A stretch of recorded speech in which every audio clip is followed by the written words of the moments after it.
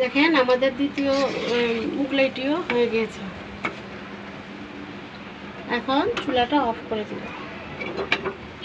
আমরা এখন পরিবেশন করে নিব।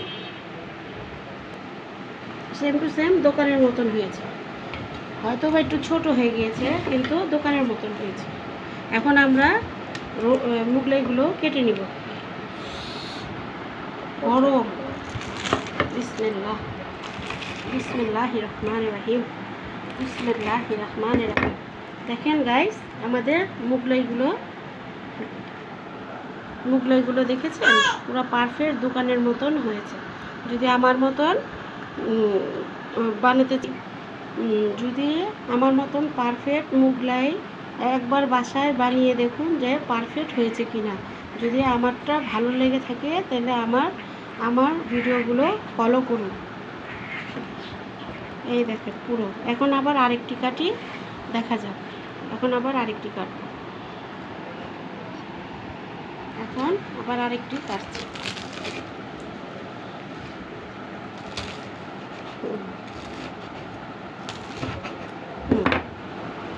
এই দেখেন, এই দেখেন, এই দেখেন পুরা ভাজা হয়ে গিয়েছে ভিতরে, সুন্দর। এই দেখেন, এই দেখেন, এই যে গাইস, এই দেখেন, এই দেখেন, এই দেখেন,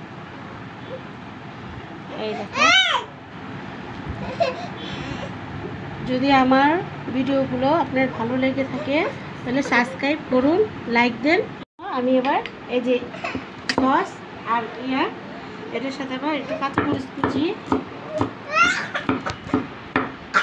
কুচি এইটা দিয়ে দিলাম।